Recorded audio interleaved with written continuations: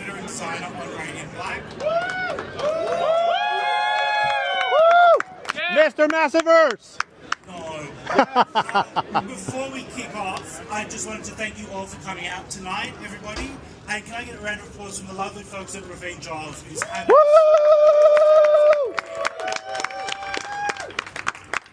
Alright, so I'm going to have a couple of people come up in a second, but before that, we are very close to launching the Radiant Black audiobook, and I think we've got a clip from that we're going to play you to start.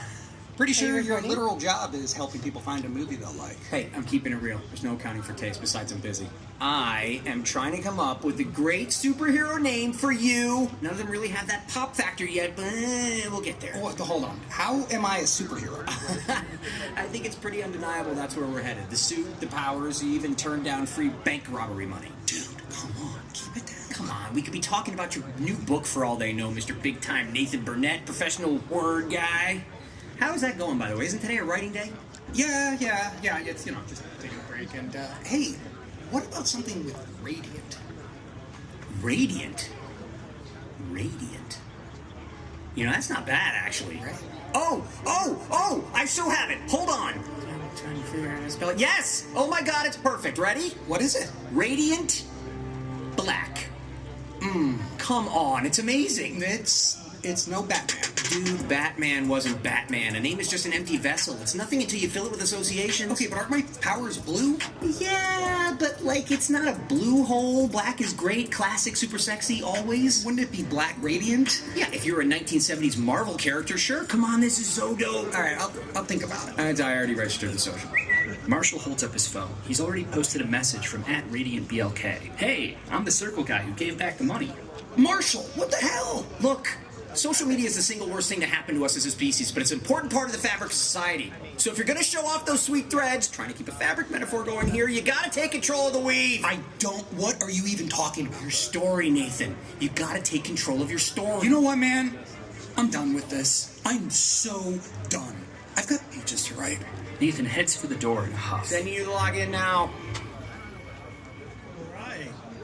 We got two very good friends. Let's start with my first guest, the co-creator and writer of Radiant Black and many other comics you know and love, Mr. Kyle Higgins. Hello, thank you everybody for coming out. Can we hear, is this on? Yes, you're on. I can't tell from up here, but it is on. My second guest, you may know from Boy Meets World, Batman Beyond, Kim Possible, his podcast, Pod Meets World, or my personal favorite role, which you just heard, as the official voice of Radiant Black himself, Mr. Wilfred Evans.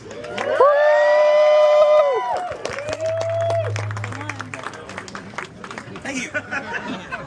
Is Kyle's mic on? I think so. All right, good. Do you want to check my mic? There you go. You're good. You're good. We can double mic you. I think You're an it's actor, not, you it's know. still recording. I'm carrying paused my it. voice all that. Alright, Kyle, let's start with a simple one for the folks who just walking off the street. What is Radiant Black?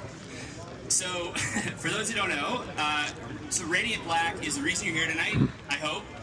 It is the flagship book in our creator-owned superhero universe, which is called the Massiverse, which we started in 2021.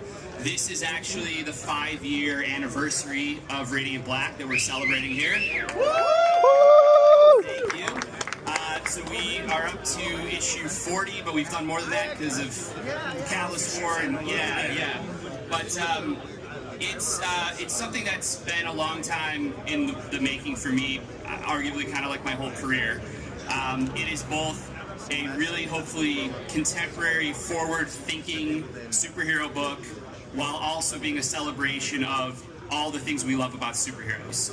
And for me personally, that encompasses comics 100%, but it also encompasses things like Batman the Animated Series and Batman Beyond and the DC cartoons and the movies and the soundtracks and all of these things. So we like to play with immersion quite a bit. If you haven't had a chance tonight to see the Blacklight installation next door, I highly recommend everyone go do a walk through that.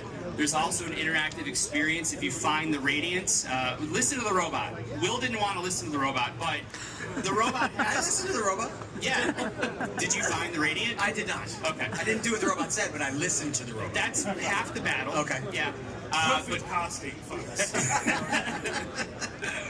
You can't see. It's a big new accessible series that hopefully for all the retailers here tonight, you'll continue to support, and we can't thank you enough for everything you've done so far. We wouldn't be here without you, honestly. Can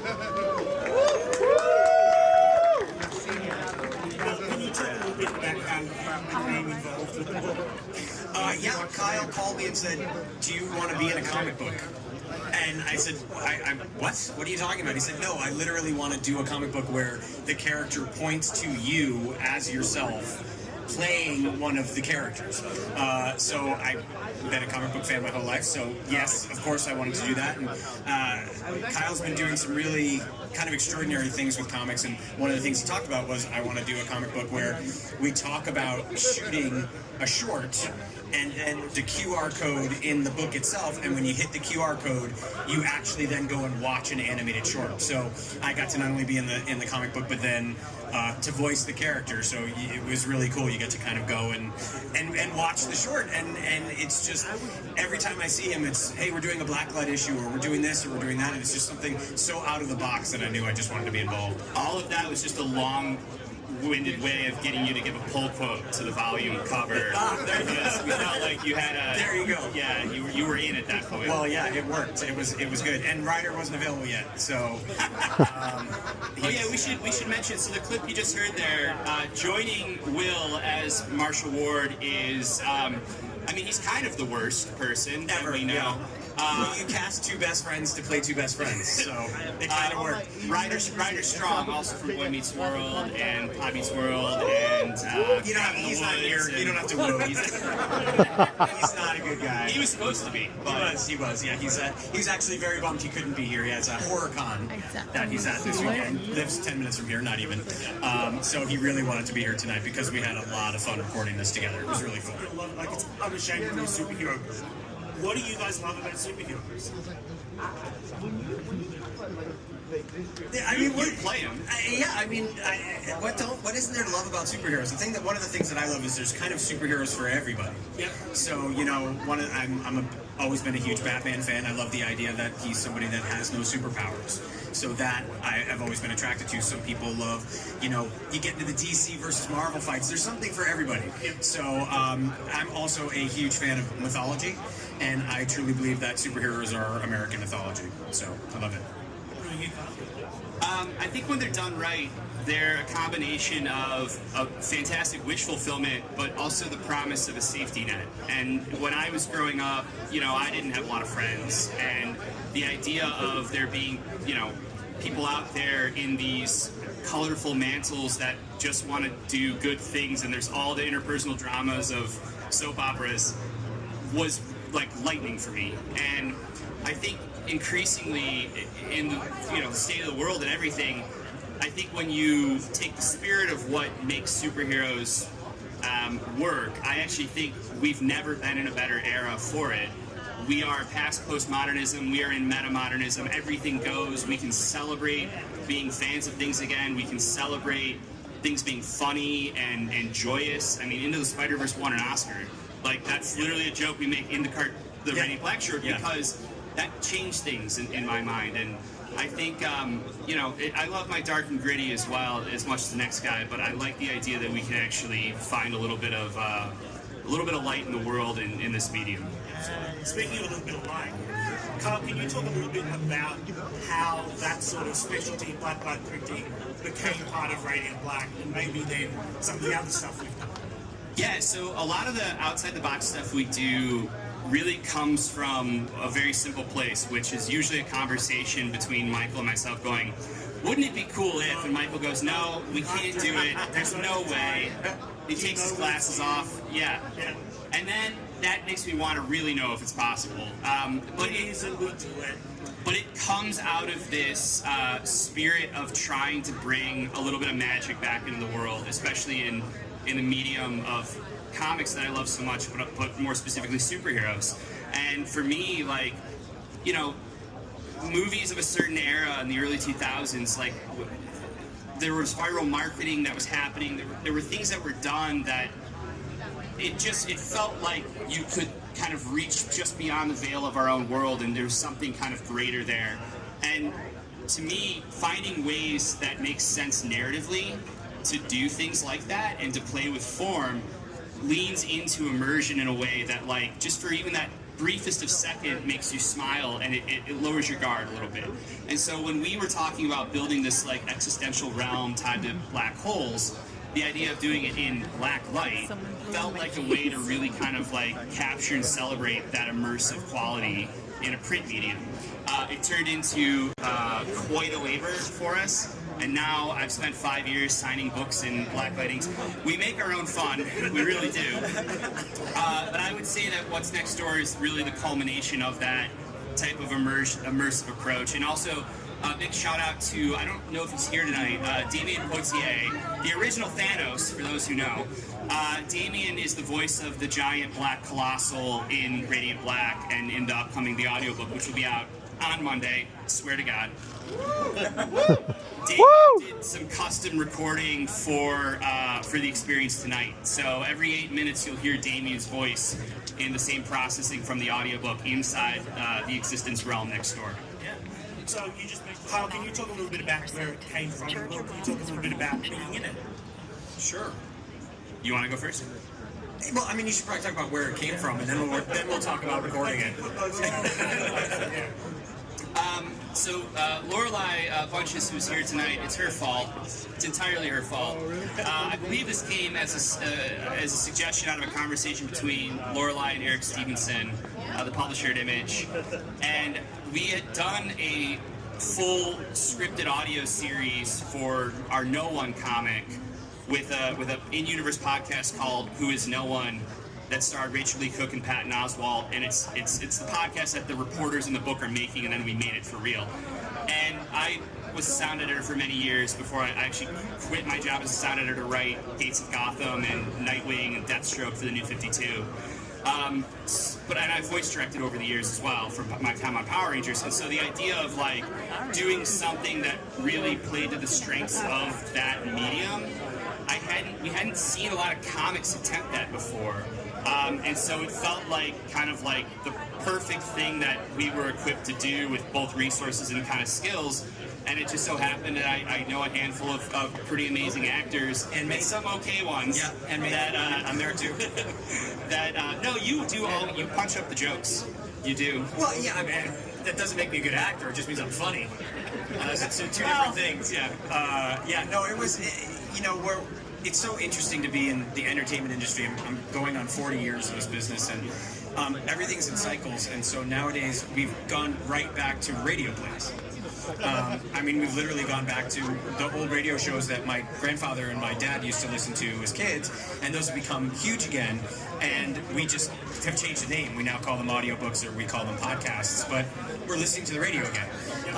And so this is the next logical step forward in the circle of going back, which is taking these, wonderful projects and giving them the full kind of sound treatment, as opposed to what it was for a long time, which were great. I mean, everybody likes audiobooks, myself included. A lot of times it's just somebody with a great voice reading you a book, and sometimes that's exactly what you want.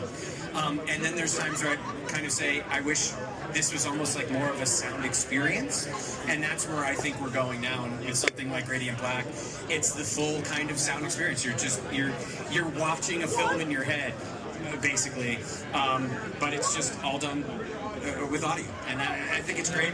We've gone a long way to get right back to radio shows of the 30s. And while we're on it, I want to shout out a couple people from the audiobook who I know are here tonight. Playing Wendell George. It's Wendell George, right? That's why the editor's here. You're Kyle. For now. Mr. Phil Morris is kind of join us tonight. I have not seen her yet, but I know she's here as Satomi Sone, Radiant Red from Jujutsu Kaisen, and Yakko is here tonight. There are some others. I'm being. It's hard to see. Yeah. Yeah, do that. You got to block. I got a block. There you go. Yeah, there's the pro move. And I also want to give a really special thank you to everyone yesterday who came out. Michael Nye, Melissa Flores, and Sandra Wynn, my wonderful, amazing partner Kelly, Michael as well. We painted the Blacklight experience all day yesterday, so that we actually came and did it ourselves. And special thanks to the Revenge of guys for doing all of this and making the big prints that we can come in and butcher and everything else. Yeah. All right, Kyle, people can get the Radiant Black audio book. The links are at radiant.black/audiobook.